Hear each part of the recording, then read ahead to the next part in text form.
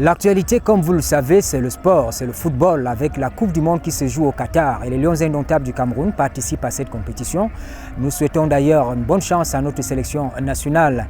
Mais ce matin à Politics, nous donnons la parole à un diplomate. Il a été chef de mission diplomatique du Bénin à Moscou. Il est présentement à Moscou. Nous le rencontrons au lendemain des Jeux, des championnats du monde du sport de sauvetage. Ça s'est joué à Samarkand en Ouzbékistan. Merci d'être avec nous et vraiment nous sommes ravis de vous avoir ce matin à Politics. Bon, je suis Anissé Kochofa Gabriel, de nationalité béninoise, et ça fait 41 ans que je suis en Russie. Et c'est un pays qui m'a permis de bien connaître d'autres pays africains. Mes meilleurs amis dans ce pays, c'est les Camerounais avec qui on a créé l'association des étudiants étrangers. Je suis le fondateur. Ils m'ont beaucoup aidé. On a joué au football. Ils ont toujours pratiqué tout ce qu'il faut pour porter haut le drapeau camerounais africain. Je suis fier. Bon, aujourd'hui, je parle mieux le russe que le français, que l'anglais, que même ma langue natale.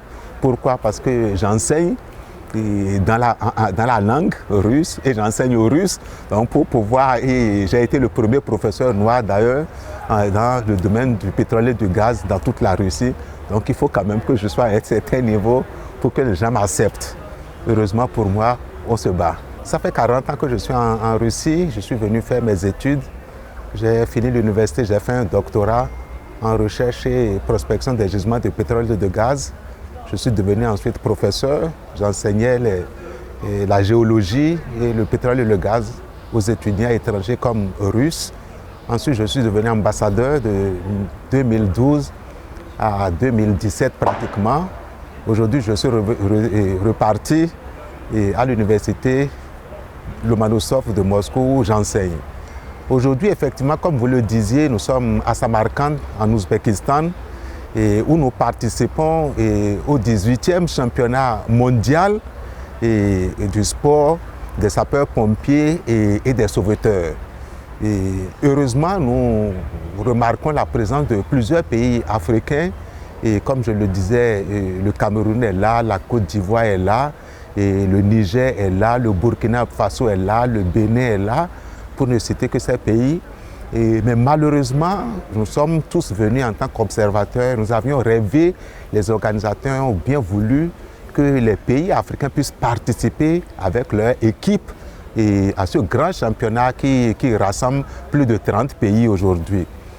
La problématique est très simple.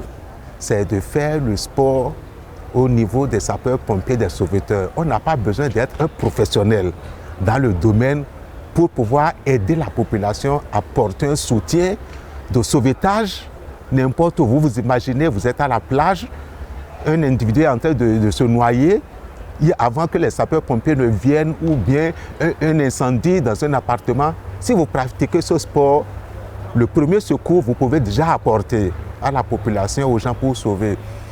Effectivement, ces rencontres permettent des échanges d'expériences.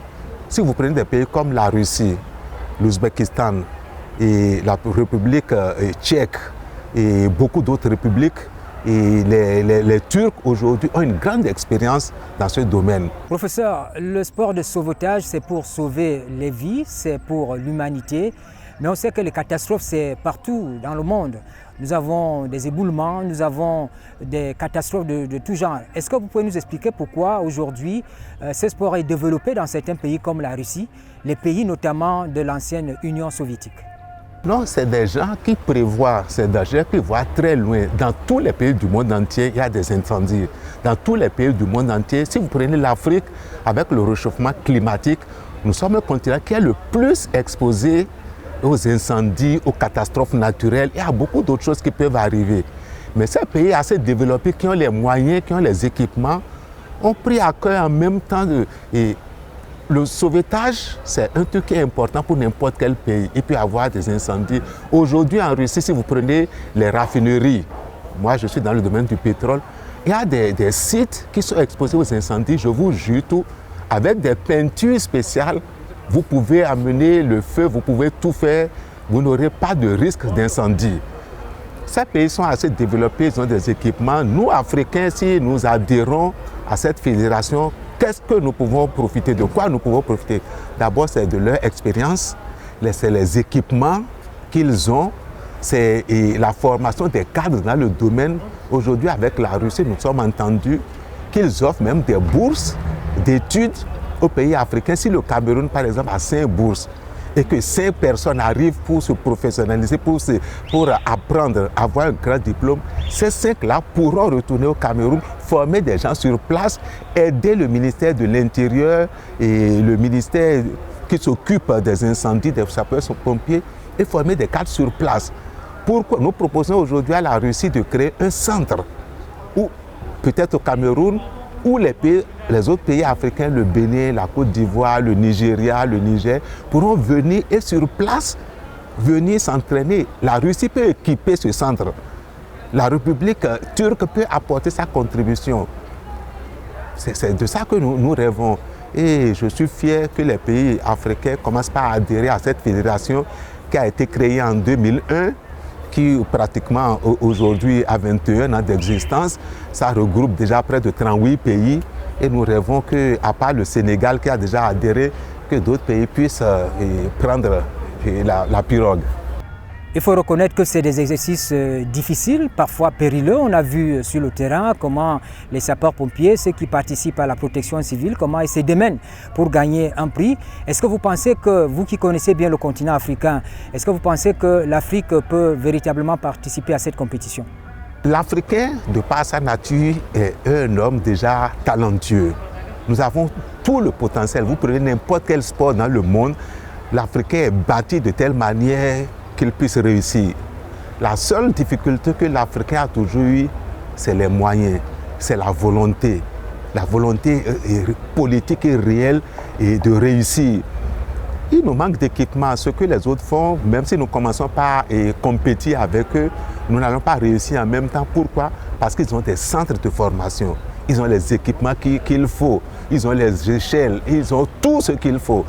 Et c'est à nous d'investir un peu parce qu'au finish, c'est nous qui allons gagner.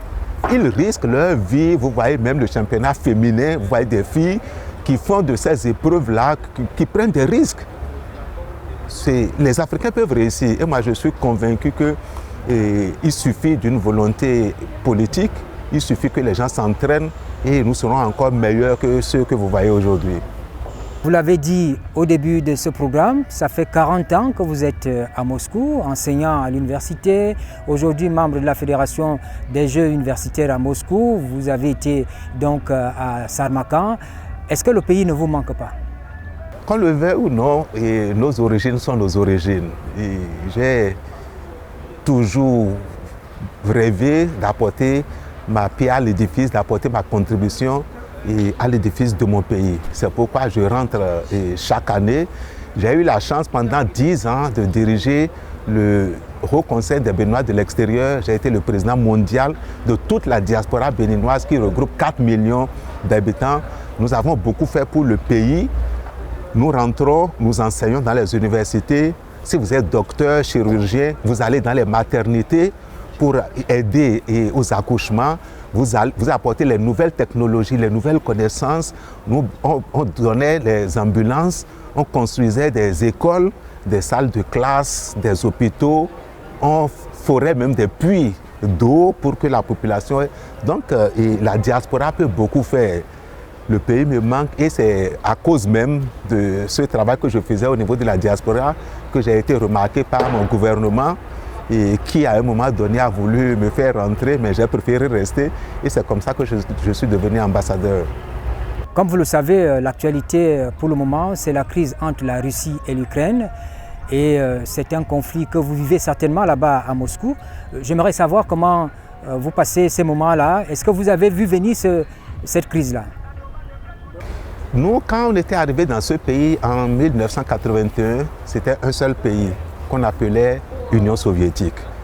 L'Ukraine, la Biélorussie, la Russie, l'Ouzbékistan, tous ces pays-là, le Kazakhstan, étaient un seul pays. Malheureusement, en 1991, il y a eu la dislocation de l'URSS, les républiques se sont formées 15.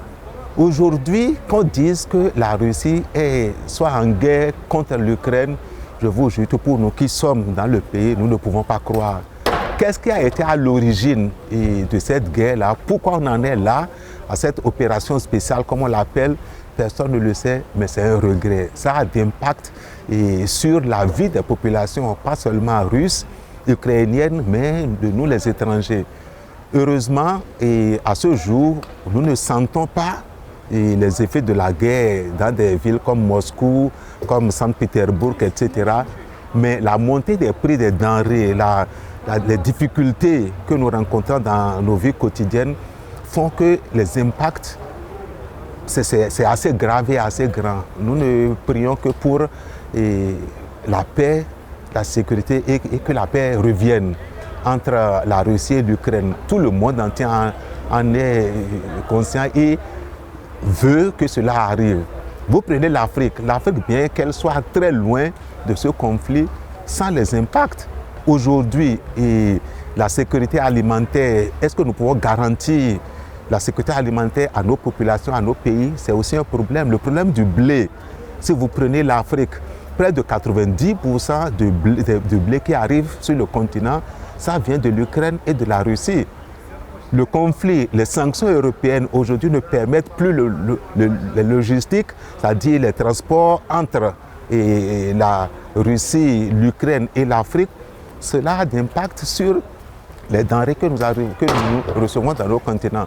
Donc, c'est un conflit que personne n'a voulu. Comment on en est là, personne ne le sait. Prions pour que la paix revienne. Professeur Anissé Gabriel Kochofa, un mot sur le Cameroun que vous semblez si bien connaître. Pour terminer, je veux dire mes félicitations à la population camerounaise. J'ai visité Douala, j'ai visité Yaoundé, j'ai visité beaucoup de villes au Cameroun. Je rêve de revenir et ma fierté aujourd'hui, c'est de dire que parfois, quand la Coupe du Monde arrive, nous attendons le Cameroun et nous espérons qu'au Qatar, le Cameroun fera la fierté de toute l'Afrique. C'est ma prière. C'était donc l'invité de Politique ce matin, le professeur Anissé Gabriel Kochofa, de nationalité béninoise. Il est enseignant à Moscou.